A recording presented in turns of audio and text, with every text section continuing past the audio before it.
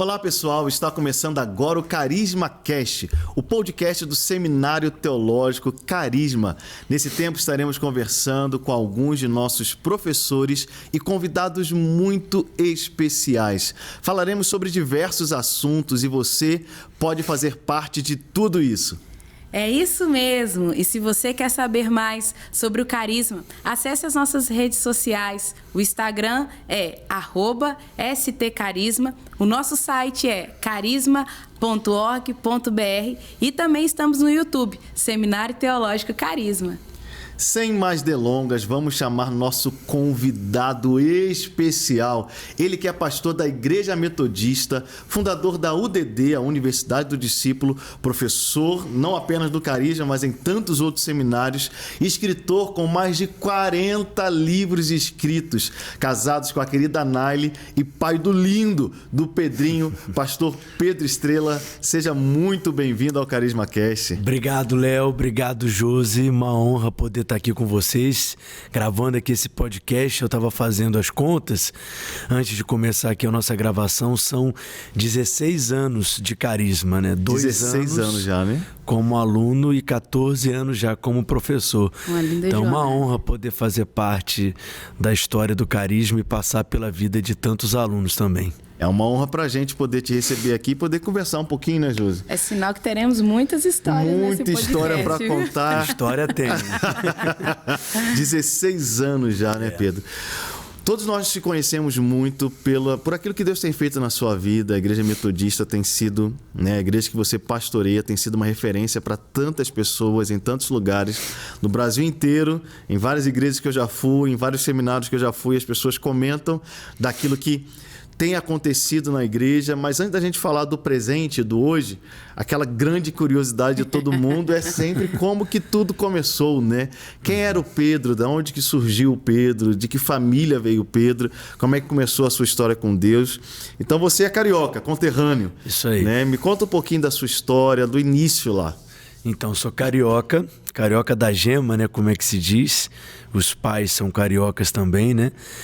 E a minha história, assim, eu vim de uma família originalmente, assim, católica, que ainda não tinha tido uma experiência, assim, de conversão, de novo nascimento, e tive uma experiência assim com Deus. Eu tinha 8 anos de idade. Foi quando pela primeira vez eu fui numa igreja evangélica, e era uma igreja metodista lá no Rio, que estava passando assim por um processo de avivamento, de despertamento espiritual. E lembro até hoje assim dessa experiência, e foi quando eu tive esse encontro assim com Deus e fui marcado mesmo pelo Espírito Santo. Eu brinco que a partir desse dia eu fiquei estragado, né, para qualquer outra coisa que não fosse cumprir o propósito de Deus. E de verdade, eu fui marcado mesmo assim, e foi uma experiência muito especial. Meus pais não entenderam muito o que estava acontecendo, né? E eles também estavam nesse processo assim de conversão, de transformação. Seus pais ainda não estavam convertidos quando não estavam convertidos. Você entregou sua vida? Na realidade, assim, o meu pai estava afastado e a minha mãe estava tendo essa experiência assim de novo nascimento. Uhum. E eles se reconciliando, né? Então eu lembro que ela ficou meio assim preocupada com o que estava acontecendo na hora, e eu tenho até hoje assim essas cenas assim na minha memória. Olha que interessante. E fui ali cheio mesmo, tocado, ministrado, e a partir dali foi quando eu tive também clareza que Deus tinha algum propósito, né? Que Deus tinha realmente um chamado para a minha vida. E assim, né? Teve esse chamado, teve esse encontro, mas o Pedro adolescente, qual que era o sonho dele, assim? Ser um profissional? Já seria ser pastor também? Ou tinha uma outra expectativa? É engraçado porque as pessoas dizem que quando eu era pequeno, criança, assim, diziam que ou eu seria pastor ou eu seria político. mas qual será a proximidade entre os dois, né? Mas a minha família nem tinha, assim, nem passava perto, assim, de uma igreja evangélica, mas já tinha essa imagem, assim, de um pastor. Eu acredito porque eu gostava de falar e subia nos bancos e falava Já nos tinha um dom de lugares. oratória já, né? E aí as pessoas sempre diziam isso.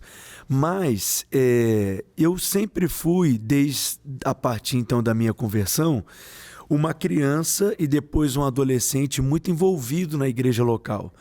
Então eu lembro assim que eu era envolvido em uns 5 ministérios ao mesmo tempo, fazia Quais de os tudo. ministérios que eram envolvidos? Eu liderava na época adolescente os adolescentes da igreja. Olha só, um adolescente liderando um adolescente. Para você ver. Liderava não, fazia parte do Ministério de Oração, então toda sexta-feira à noite na reunião de oração, estava eu lá. Ministério de Evangelização, ministrava para crianças também na época, e por incrível que pareça, era do Ministério de Louvor também. Eu ia fazer essa pergunta se já cantou. Então, era uma igreja muito pequena, né? Tinha uma média na época, quando nós começamos lá, umas 19 pessoas, a gente ajudou a plantar essa igreja. Então eu era realmente envolvido com tudo. Então a minha vida era muito isso, assim. Era escola, igreja e casa, praticamente.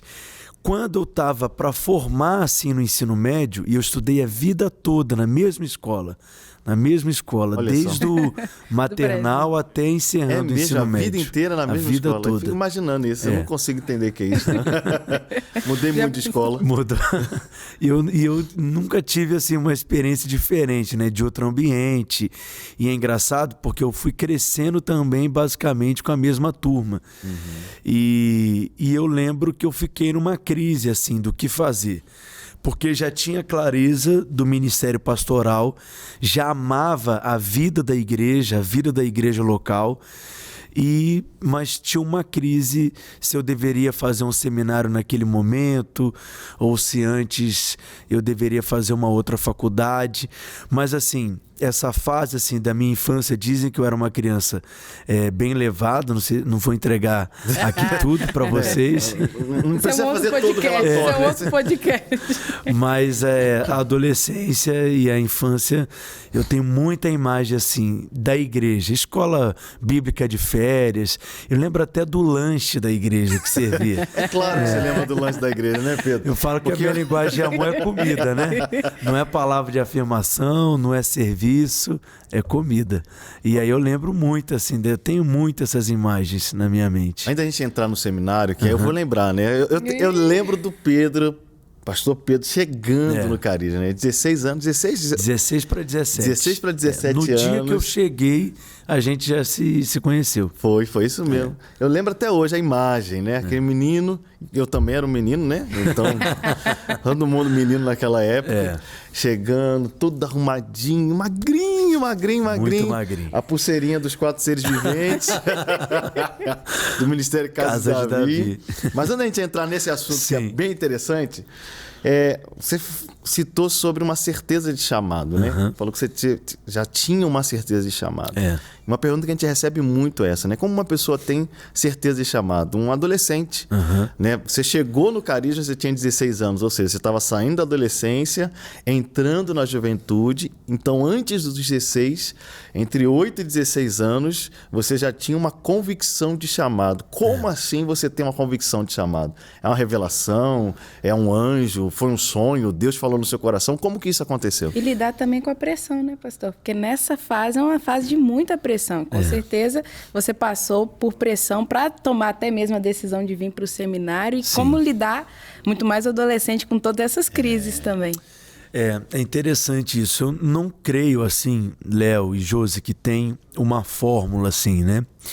Para a pessoa descobrir o chamado dela ou o propósito dela. Mas eu creio que Deus nos dá algumas pistas. E tem algumas experiências que elas são comuns. Eu creio sim que esse chamado é fruto de uma convicção que você tem no seu espírito, no seu coração, uma palavra que Deus te dá, que Ele planta no seu coração, e eu creio que para mim é o que é de mais importante. Eu falo que todos nós passamos por momentos de pressões no nosso ministério, e aquilo que vai nos sustentar é a palavra que um dia Deus liberou sobre o nosso coração. E às vezes É a única coisa que a gente tem aonde se agarrar, aonde se apegar. É nessa palavra que um dia foi semeada no nosso espírito. Então, essa convicção firme, nessa direção no coração, isso é como um start, né, daquilo que Deus está gerando em você nesse processo de descoberta do seu chamado, do seu propósito. Eu creio que também passa muito de você perceber as suas habilidades, os talentos, as ferramentas, as potencialidades que Deus te deu. Então isso também seria uma forma de você ter algumas pistas do seu chamado, do seu propósito. Eu gosto muito de uma ilustração que Helena Tanuri usa, que é de um pai que tem 2 filhos e ele prepara 2 bagagens para esses filhos, mas ele não diz qual que é o lugar do destino deles exatamente. Mas aquilo que tem na bagagem dá algumas pistas de qual que é o lugar do destino. Bem interessante. Então, numa mala ele coloca chinela havaiana, protetor solar, boné, óculos escuros, uma bermuda, uma camiseta, porque provavelmente, né, pelo que tem nessa bagagem, esse filho ele vai, sei lá, para Punta Cana, né? É de Deus, né? É de Deus. Já tem uma história de Punta Cana. Sentir paz aqui, né? Mas o outro filho já é um casaco, uma touca, né? Uma meia de lã, um cachecol, ou seja, o destino dele é um local de frio, né? Vai lá para o Alasca. Então, às vezes, você ainda não tem toda aquela clareza do lugar do destino, do lugar do propósito, mas quando você abre a sua bagagem, aquilo que o Pai colocou na bagagem, as ferramentas, os dons, as habilidades, te dão algumas pistas. Isso é interessante porque você não precisa se comparar com a bagagem do outro, achando que a bagagem do outro é melhor ou tem algo diferente. É de fato, mas a sua bagagem tem a ver com o seu chamado. Então, se você for, né, para Punta Cana com a mala do Alasca, você vai passar, né, um perrengue lá. E da mesma forma o contrário. Então, você corre o risco de sofrer ou de morrer no lugar que não é o lugar que Deus planejou para você. Então você tem o dom que você precisa ter. E a gente não tem que fazer aquilo que nós não recebemos graça ou unção para fazer. Então os seus dons, as suas habilidades te dão pistas também do seu chamado. E também eu creio aquilo que você tem prazer em fazer. Aquilo que você faria por horas, né, sem nem receber nada por aquilo. É como comida. É algo que te fortalece, que te energiza, né, que te sustenta. E também, por último, para não ser uma lista tão grande... É porque vai virando aula. Vai virando aula. O ponto do Carisma Cast é isso, que ele vai virando aula. Eu creio que é o reconhecimento das pessoas, Léo. Sim. Josi, as pessoas começam a perceber, né? E isso te dá também aquela confirmação. Teve pessoas assim no seu discipulado, que eu sei que gosta muito de discipulado, né, pastor Pedro? Mas nessa fase da adolescência, teve alguém que caminhou ali, que ficou ensinando, te trazendo para perto? Eu tive referências assim. Eu não tive realmente uma pessoa que me pegasse assim e me modelasse, me instruísse. Eu tive referências, né? Os pastores que foram passando pela nossa vida, né? Eu lembro de um pastor, né, que pastorou bastante tempo a nossa família, que todo domingo ele almoçava na casa dos meus avós, os pais do meu pai. Olha então só. Eu tinha ele muito assim como uma referência. Mas como que o discipulado faz tanta diferença, né?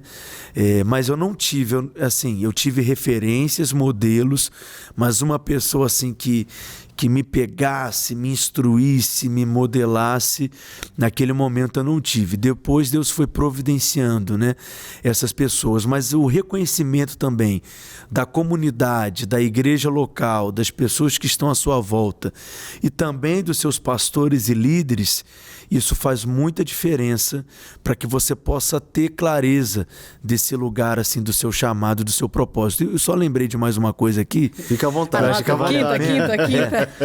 Mas eu falo muito que, às vezes, você descobre também o seu chamado por aquilo que mais te incomoda, aquilo que pesa. Exatamente. em você, aquilo que atrai o seu olhar, né? Aquilo que mais te incomoda no mundo. Se Deus parasse hoje e perguntasse para você, me fala um problema, Josi, que você quer que eu resolva no mundo, não pode ser 10, um problema, uma coisa só, o que você responderia? Então essa pergunta, né, a sua dor, né, aquilo que te enche de compaixão, que atrai o seu olhar, que pesa o seu coração, também te dá essa pista. Então eu vou dizer para mim, por exemplo, o que mais me incomoda é cegueira, ignorância, cegueira espiritual. Então, e até na vida da igreja, da pessoa não saber quem ela é em Cristo, a posição que ela possui. Então, dos dons espirituais, por exemplo, o que mais me fascina é o dom da palavra de sabedoria, né? O que mais me atrai, aquela palavra que esclarece, aquela palavra que traz entendimento, às vezes assuntos mais complexos, nebulosos, né, na Escritura, e aquela pessoa, né, ela abre a boca e traz clareza daquilo que às vezes é um pouco confuso. E as pessoas vão tendo luz, revelação. Isso é algo que move muito assim o meu coração, né? Então, essas perguntas ou essas pistas nos ajudam assim, a gente descobrir esse lugar do propósito e do chamado. Que bom, é bom perceber isso, né? Você tinha então essa bagagem, você podia ver na sua mala, vamos colocar, usando a ilustração, né? Você podia ver na sua mala que você tinha essas características de um pastor, de alguém que ia estar ali no ministério. Você conseguiu descobrir isso ou perceber isso de novo também, acredito que tem muito a ver com o seu envolvimento também na igreja. Você se deu, né? Você fazia parte de 5 ministérios na igreja. Então você se deu ao ministério, o ratinho, né? da igreja. Ratinho da igreja. Estava lá o tempo todo envolvido. Então isso tudo foi te dando, mas com 16 anos você resolve sair do Rio, vir para Belo Horizonte para fazer um seminário teológico. Então imagina, um menino cheio de vida, cheio de projetos, né? Podia fazer o que fosse, né? Tem a vida inteira pela frente.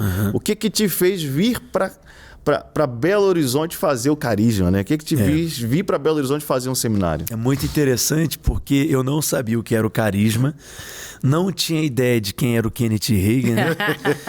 E conhecia Lagoinha pelos DVDs, que na época eram fitas, né? VHS que chama? VHS.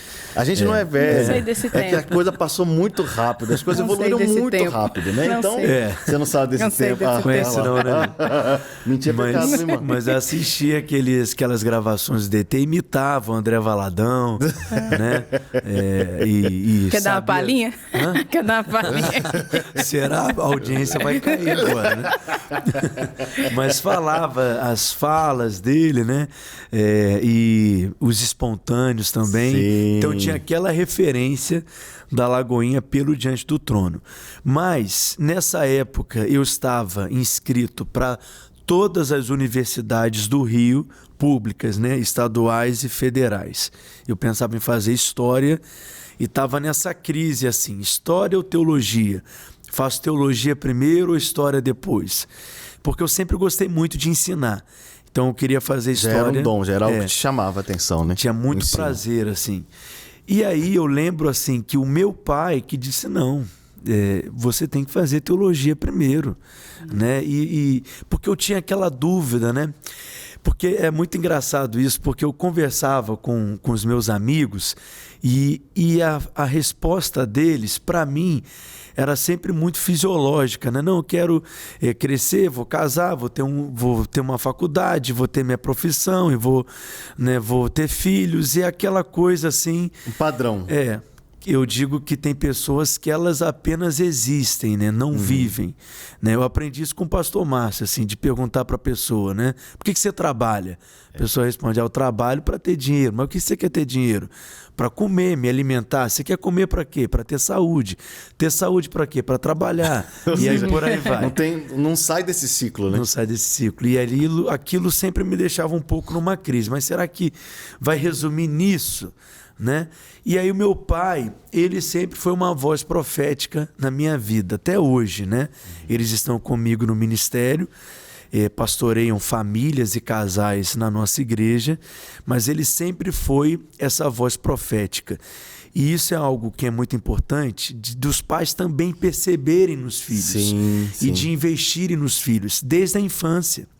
Você não tem que esperar o seu filho chegar na adolescência para começar a semear a verdade do evangelho no coração dele. Nós vivemos num tempo de tantas informações que, se o pai esperar o filho chegar na adolescência, ele corre o risco de perder Acaba perdendo o tempo. Então, o coração tem que ser conquistado na infância. Se a gente perceber, a maioria das pessoas que hoje estão no ministério, as estatísticas, as pesquisas dizem isso, tiveram uma experiência com Deus na infância. Então, olha o Carisma Kids aí, em vista nas referência para né? isso, exatamente. E aí, resumindo, então meu pai ele me trouxe assim, e nós fomos orar a respeito disso, aí eu tive clareza, só que eu tive um outro impasse. Qual é o seminário que eu vou fazer? Né, eu vinha, né, de uma denominação histórica, né, no Brasil, que tem a própria faculdade, mas eu não tinha paz ainda de fazer essa faculdade de teologia. Eu lembro que a nossa pastora me entregou um folder do Carisma, lá no Rio de Janeiro, né, escrito em vista no seu chamado. E ela vamos usar isso de novo, né? Para propaganda desse próximo semestre. Isso aí. Invista seu chamado. E aquilo queimou no meu coração. Quando eu abri o folder, eu acho que eu tenho esse folder até hoje. Era um folder que tinha foto do céu, dos alunos, Sim. falando um pouco da missão, do carisma, da visão, da ênfase. Né? Tinha lá a foto do pastor Márcio, do André, e falando um pouco do coração do carisma. E era o que eu queria. Porque, é claro, eu queria ter um conhecimento teológico, mas eu queria ter essa formação ministerial, essa formação voltada para a edificação da igreja local. E o carisma é isso. E o melhor, né? Essa ênfase na palavra, na revelação da palavra, mas também no mover do Espírito. Só que aí eu tive um outro obstáculo, né? Então, você não tem... você tem clareza, mas você vai passando por processos, né, que vão te fundamentando também. Eu não tinha condições financeiras de vir. Minha família estava passando por uma crise financeira muito grande. Meu pai tinha quebrado assim, financeiramente. A gente chegou a precisar de cesta básica mesmo da igreja, sendo mantidos assim pela igreja. Mas os meus avós, os pais da minha mãe, eles poderiam me abençoar. Só que, e a crise? Será que eles vão querer fazer isso? Né? Pagaram a minha escola a vida toda. E aí depois esse menino se forma no ensino médio, vai querer fazer seminário. Vai fazer algo que dá retorno financeiro, né? Exatamente. Mas eu lembro que nós oramos, jejuamos, eu e os meus pais. E quando nós fomos conversar com os meus avós, eu lembro até hoje do meu avô dizendo assim, olha, eu não esperava outra coisa de você. Foram essas palavras que ele disse. E disse, não, eu vou te patrocinar, né? Então, durante todo o tempo do Carisma, alimentação, hospedagem, que na época o Carisma tinha alojamento, tem umas histórias alojamento. aí. Ali tem muita história, alojamento. E a própria mensalidade, né? Os materiais, eu fui mantido por eles. Então, eu tive agora, né, todas as condições alinhadas. Janeiro de 2007, estava eu aqui chegando em Belo Horizonte. Arrumadinho, cabelo arrumadinho, menino novinho, magrinho, com a pulseirinha dos quatro... Eu nunca vou esquecer da pulseirinha dos 4 seres viventes. Não tirava por da nada. Casa da Vida, não tirava, pulseira. era voto, era coisa... cheio de vida, mas eu acho interessante, Pedro, que desde que você chegou aqui, você era muito focado. Por mais que você tivesse a imaturidade natural de uma pessoa de 16 anos, mas ao mesmo tempo uma maturidade além de uma pessoa de 16 anos. Exatamente pela determinação, pelo foco, né? pela convicção no ministério. Né? Pedro é uma pessoa que é muito brincalhona, é muito extrovertido, né? Não parece às vezes, né? Quando você vê ele pregando. Fala sério, né? Assim, as não, meus irmãos, mais... então, não sei o quê. Mas muito extrovertido, né? Eu lembro que o seminário foi um ambiente também que não apenas depositou em você palavra, mas que trouxe também experiências com Deus, mas também foi um lugar de conexões divinas, né? Muitas conexões. Eu queria que você falasse um pouquinho sobre essa importância e como é que foram essas conexões, né? Essas pessoas que Deus te conectou durante o seu tempo de seminário ali, que se tornaram importantes na sua caminhada, na sua vida ministerial. Isso foi muito importante assim para mim, né? Naquele período ali de formação, né? Sem a família ali, eu morava. Tinha deixado os amigos também de lá, né? Exatamente, os amigos, a família. E eu fui muito novinho, né? Na época eu era o mais novo assim no Carisma. Era um aluno mais novo. Então eu morei primeiro no alojamento, então isso eu já fiz conexões ali, né? Eram 20 alunos morando na mesma casa. Sabia fazer as coisas, pastor? Lavar, não passar, sabia fazer cozinhar. nada. E o Carisma na época tinha o traje, né? Que era o obrigatório, social. Então eu lembro até hoje, não sabia passar a camisa, né? Então eu primeiro pedia para me ensinarem. Então cada dia era um me ensinando, passando a camisa social. Quando eles perceberam que eu não queria aprender, né, comecei a pagar para passarem para mim. A ponto nem isso, mas deu certo. Eu só passava a parte da frente e não tirava por nada, né? Então era um calor, matava eu de blazer porque estava todo amarrotado. Então, ali no alojamento foi um ambiente muito legal, de muito enriquecimento. A gente brinca também das famosas lixas, sim, porque a gente vai sendo aperfeiçoado também pelos relacionamentos, pessoas de várias partes do Brasil, culturas, né, diferentes no mesmo local. Ali eu aprendi sobre disciplinas espirituais, né, vendo os alunos, né, do segundo ano orando e lendo o Braulio, o Drummond, né? Que na época eram alunos, né? E eram do segundo ano, e né? eram os líderes do alojamento. Exatamente. Né? E me colocaram em disciplina algumas vezes. Né? Motivo. Porque tinha um horário para chegar, por exemplo. Né? Lembro que o Vini estava começando o culto Cristo Vivo e eu servia como diácono do culto Cristo Vivo. Então, às vezes, tinha que chegar terminando o culto, correndo para o alojamento, 10 da noite tinha que estar lá dentro. Se passasse 1 minuto, já era disciplina. Então, eram motivos assim, tá bom? Olha aí, queridos alunos. Eram motivos santos, né? O irmão estava trabalhando na obra do Senhor. Isso aí. E aí, mas assim, fui aprendendo com esse convívio, né? Observando eles. Eles eram muito disciplinados, né? Orando em línguas, lendo livros, estudando. Essas conexões foram importantes. Eu tive um amigo muito querido, Jonatas, né? Que é um amigo até hoje, que a gente chamava de Índio. Coloquei esse apelido nele e pegou. Né? A Nathalie, a Vanessa, né? E depois os professores também, né? Que a gente foi construindo também essa amizade, na época o Léo, o Vini também. E um amigo também muito especial para mim que né, foi também construindo depois na jornada ministerial, que foi o Fábio, né, que eu conheci também no tempo do Carisma. Então essas conexões, elas são os seus Barnabés, né? São aquelas pessoas que são companheiros mesmo, que você pode compartilhar os fardos, que estão vivendo aquela fase junto com você. Isso foi muito importante, eu cultivo até hoje. Aí você era muito novo, então muita pressão, imagina. Menino novo, 16, 17 anos, solteiro, com potencial enorme. Então já desde aluno, e assim que formou também, já assumiu uma igreja, né? Então, pastor muito novo, pressões das mais diversas ali nesse tempo, né? Assédio, bastante, né? A fila era grande. Isso eu posso dizer porque eu lembro que a fila era grande, né? Tinha uma fila atrás do Pedro. Na recepção também recebemos muitas coisas lá, né? Alguns ursinhos. Eu já recebi tem umas coisas engraçadas, né? Eu lembro que eu recebi uma vez uma planta plantada num bolo de chocolate. Eu falei, eu não como isso aqui de jeito nenhum. O que tem aqui? Era que macumba gosta, né? Será?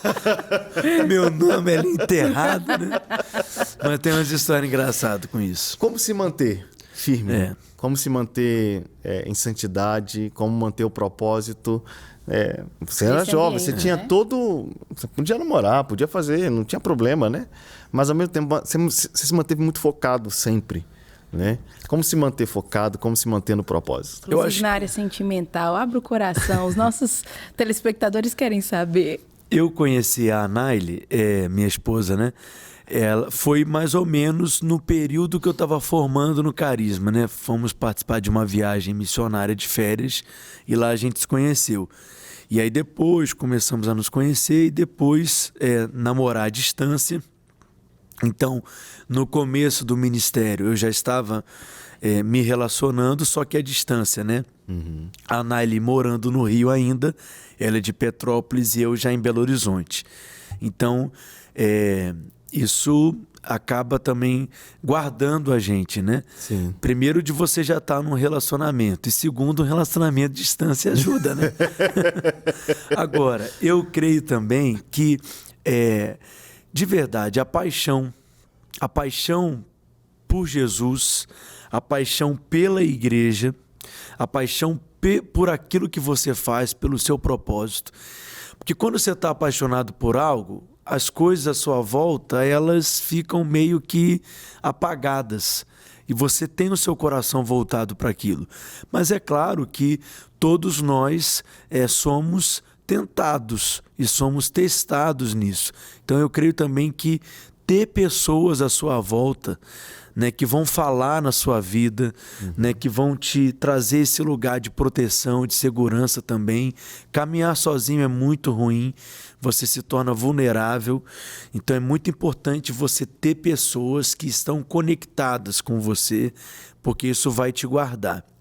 Então, foi sim, tem várias histórias, né, desse período, mas eu creio que essa paixão assim me manteve muito focado assim, né, principalmente nesse começo, que a gente passa por muitas crises, muitas dúvidas também, e isso me ajudou bastante. Sua história é uma história muito linda, né, Pedro? A gente vê, conhecendo a sua trajetória, você teve a oportunidade de, assim que terminar o Carisma, você assumiu uma igreja, né? A Igreja Metodista de Venda Nova. Né? Você chegou lá, tinha uma multidão de 6? Por aí. 6 umas 20 pessoas no máximo. Multidão de 20 pessoas, né? E hoje, a Igreja Metodista, hoje a igreja já está com quantos mil membros? São mais de 3 mil pessoas hoje. São mais de 3 mil pessoas, né? Me conta um pouquinho dessa experiência. Como é que foi assumir essa igreja ali em Venda Nova? Como é que foi chegar nesse desafio? Se você chegou no Carisma com 16 para 17 anos, você assumiu essa igreja, você tinha 18, 19 anos. 19 anos de idade, você assumiu uma igreja dentro de uma denominação histórica, que é a Igreja Metodista. Aos olhos, sem nenhuma experiência. Sem nenhuma né? experiência, né? Aos olhos naturais. E também estava no início, então muitas experiências você teve depois mesmo. Como que foi assumir essa igreja com 20 pessoas? Eu fico olhando hoje assim, né? É engraçado, né? Porque eu não me escolheria, né? Eu não me daria um desafio assim como esse. Foram muito corajosos, né?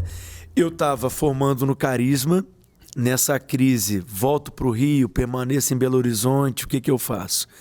Recebi o convite para dar aula no Carisma. Na época, o pastor André estava deixando de dar algumas matérias. A primeira matéria que eu comecei a ministrar foi a Autoridade do Crente. Né, que foi uma matéria que marcou muito a minha vida. E ali, então, eu já permaneci em Belo Horizonte. E, ao mesmo tempo, eu recebi um convite, então, para pastorear a igreja que eu pastoreio hoje. Então, de todos os convites e as oportunidades que eu tive, aquela naturalmente não era a que mais enchia assim, os olhos. Como o Léo disse, era uma igreja histórica, né? Mais de 70 anos a igreja, bem tradicional, bem conservadora e uma média de 20 pessoas. Então eu saí do Carisma achando que o meu ministério ia ser para multidões. Então tinha outras propostas mais que chamasse atenção, que poderia colocar mais em evidência? Já tinha, porque eu já estava começando a pregar, a rodar assim, em algumas igrejas, né, ministrando, né, começando a ser um ministério itinerante. Então tinha assim, algumas oportunidades, alguns convites. Mas esse foi aquele que me trouxe paz, né? Eu não tinha mais expectativa de ser um pastor metodista, mas essa porta se abriu e eu lembro que quando eu compartilhei com os meus pais também para eles orarem junto comigo, eles sentiram paz e aí abracei esse desafio. Só que eu saí do Carisma cuspindo fogo, Que é o que acontece com os alunos do Carisma, né? A gente vai incendiando eles, você vai para as nações, tem uma multidão na sua frente, os paralíticos vão andar, os mortos vão levantar. E de repente, gente, eu encontrei uma multidão de lugares vazios, né? E isso foi uma crise enorme, uma crise muito grande. Porque eu fiquei assim, frustrado assim no começo. Porque eu fui pastorear num local, né, quem conhece Belo Horizonte, aqui a região, Venda Nova é um bairro super populoso, né? E eu amo Venda Nova. E minha história passa, né, pelo bairro ali até hoje. Só que eu brinco que, enfim, era um estilo de vida completamente diferente do meu, né? Então eu lembro que eu fazia visita nas casas, né? Eu ganhava dúzias de ovos, né? Vidro de mel. Eu fui ver vaca de perto, foi aqui, né? Então, assim, era um contexto muito diferente. E acho que às vezes as pessoas não compreendem de Belo Horizonte essa característica, né? Você está em Belo Horizonte, você está na capital. Você está do lado de Belo Horizonte, às vezes já parece que você já está no interior mesmo, né? Hoje já mudou um pouco, mas principalmente há 16 anos atrás, ainda carregava isso, era ainda mais forte, né? Lá no você está aqui em Belo Horizonte, é Belo Horizonte. Você saiu, você já se sente no interior. E era maravilhoso isso, assim, porque para mim, eu fui sendo também trabalhado nisso. Então as pessoas no domingo, né, eu brinco, usavam roupa de ver Deus, né, coloca aquela roupa assim, roupa de festa, né, mais arrumada. E eu pregava para 3 pessoas, 5 pessoas. Eu saí do Carisma, eu queria pregar todas as aulas do Carisma numa mensagem só. Né? Ponto 1, autoridade do crente. Ponto 2, o dom da justiça. Né? 3, aliança de sangue. Né? Então eu fui entendendo e fui, né, crescendo nisso. Agora, essa fase para mim foi muito importante, porque a igreja não tinha condição de me manter. Então, a Padre Pedro Pinto, que é a rua principal de Venda Nova ali, eu vendia água mineral e água de coco ali. Então, a gente tem uma expectativa assim do ministério, uma coisa assim glamourosa, mas ministério é gente, ministério são pessoas. Sim. E não é você estar atrás de um palco, de um púlpito, num palco, com, né, ter muitos seguidores. Não, ministério, nem 10% do meu ministério eu passo atrás de um palco, né, de um púlpito, em cima de um palco. Ministério realmente é investir em pessoas. E ali eu fui tendo essa crise, eu falei, Deus, o que eu estou fazendo aqui? Eu lembro que o pastor Márcio dizia no seminário que um pastor só se torna pastor quando ele faz o primeiro casamento, o primeiro batismo e o primeiro ofício fúnebre. A primeira semana já morreu uma pessoa. Tinha 20. Já morreu um na primeira semana. Alugaram uma van para levarem a igreja toda cabia na van. E vai lá o pastor. E o pastor querendo conhecer as pessoas, primeira semana, querendo, né, ser simpático, né? E aí uma irmã disse assim, está conosco até hoje, disse, pastor, meus pais estão aqui. E eu falei, que bênção, irmã. Me apresenta a eles. Não, pastor, estão enterrados aqui. Então você vê a experiência que eu tinha, né? E eu fiquei completamente sem graça, né? Quando eu fui assumir como pastor, 1º de fevereiro de 2009, as pessoas foram cumprimentar o meu pai, achando que ele seria o pastor da igreja. Aí, de repente, não, é aquele menino ali mesmo. É ele que magrelo, 19 anos, com cabelo moicano, eu estava na época, né? Tinha acabado de vir de férias e fui começar a pastorear essa igreja. Mas nessa crise eu falei, Deus, mas o que eu estou fazendo aqui? Né? As pessoas falavam que o Rio de Janeiro era violento, mas o condomínio onde eu morei, em um ano, ele foi assaltado 7 vezes. Jesus. Pra você ter uma noção. Acordava de madrugada, pega ladrão. Enfim, tudo isso eu sendo provado, eu sendo testado, sem a família, né? Enfim, nesse começo muito desafiador. E sem o reconhecimento das pessoas. As pessoas não me viam como pastor, não me enxergavam como pastor. Porque, olha, ver aquele menino novo assumindo uma igreja e falar assim, ô gente, quem que é esse miliante aí? Quem que é esse? Exatamente. Esse aspirante aí que está tentando alguma coisa, né? E algo Formação interessante... batista, né? E pastoreando uma igreja metodista, tudo isso foi E interessante foi sendo obstáculo. na sua fala é que sempre tinha aquela preocupação também com o caráter, né? O caráter ali estava realmente sendo extraído, porque jovem, com toda essa visibilidade, com todos os amigos visíveis também, seria muito mais fácil tomar um outro caminho, ter outras escolhas que poderia trazer recurso financeiro, trazer um conforto de vida ainda melhor e fazer essa escolha. É como se, para quem estivesse de fora, colocar seu futuro. Você está colocando seu futuro numa situação dessa, e essa decisão é uma certeza de caráter muito grande também. Eu vejo que é uma obediência integral ao Senhor e não esperando também o que as pessoas iriam falar, porque possivelmente muita gente liberou palavras, algumas poderiam ser positivas, mas outras talvez dizer assim, não, você tem muito, isso aí é pouco para você pode crescer mais. Eu fui muito testado nisso e fui muito testado nas minhas motivações. Isso. Sendo bem vulnerável aqui com vocês, eu tinha vergonha, por exemplo, de convidar os meus amigos professores do Carisma para ministrar lá. Porque foi um começo muito desafiador mesmo, né? Mas Deus, ele quer fazer algo através de você, mas antes ele faz em você. Então, parece uma obviedade, mas antes do prédio crescer para cima, primeiro ele cresce para baixo. Então, antes de uma árvore crescer, primeiro ela aprofunda as suas raízes. Então, antes de ter aquilo que é público, tem aquilo que é secreto, aquilo que ninguém vê. Né? Pastor Márcio está completando 50 anos de ministério pastoral em Lagoinha. Né? E as pessoas olham Lagoinha, né? Que essa inspiração de igreja, eu falo que é o principal ponto turístico, né, de Belo Horizonte. Eu brinco que é a Aparecida dos crentes, né? Os crentes têm que passar por aqui. Tem. A Disneylândia gosta. Pelo menos uma vez na vida, né? E só que as pessoas conhecem a história, né?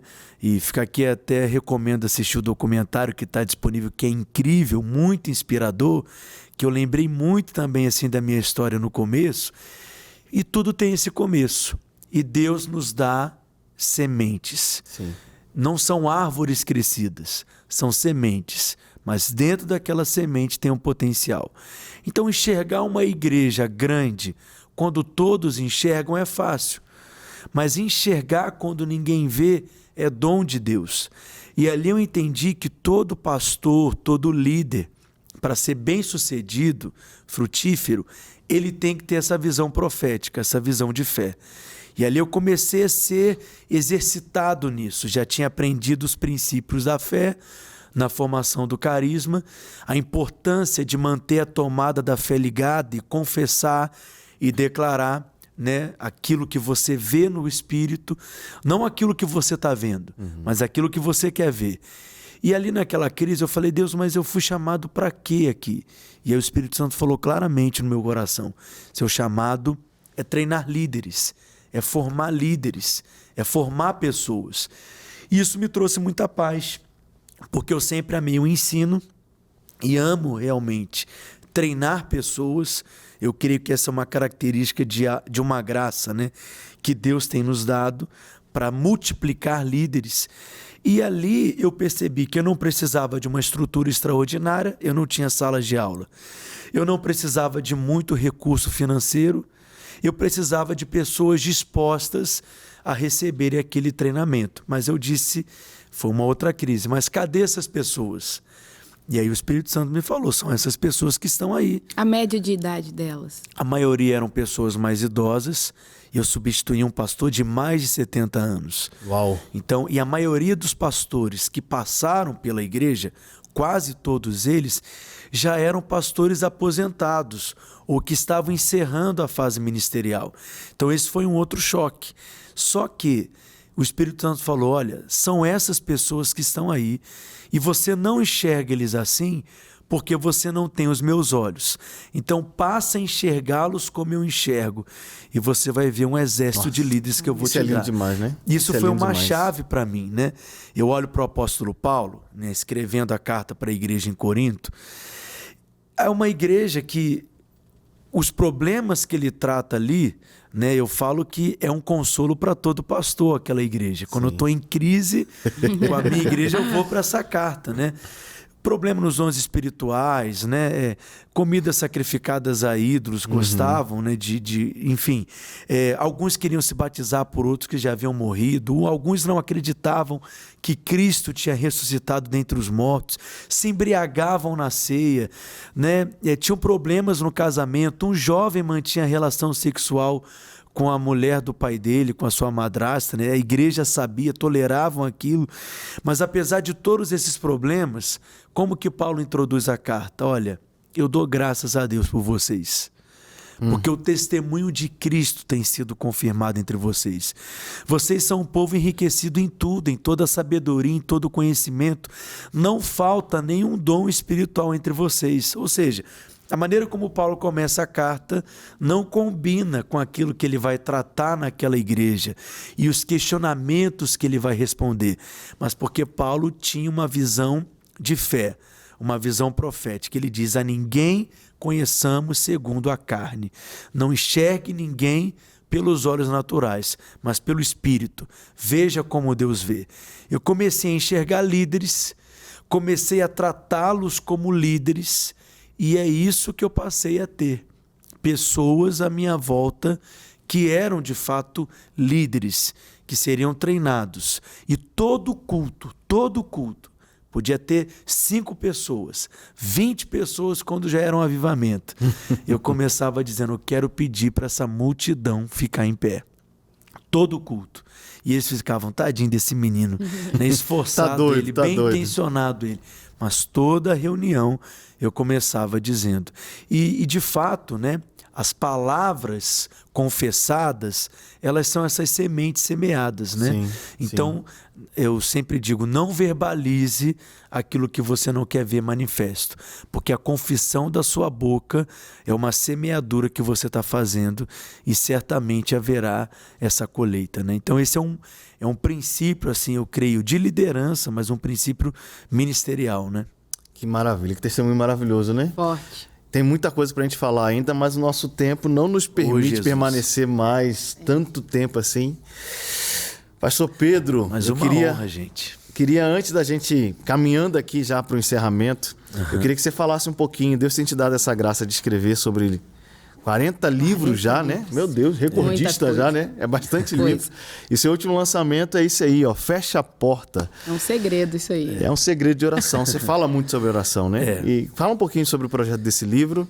Esse livro, assim, eu não me considero assim um escritor, né? Eu gosto de escrever para a igreja. 40 livros ele não é escritor, não. Eu, então, meu Deus do céu. Eu sou um falador, eu digo assim.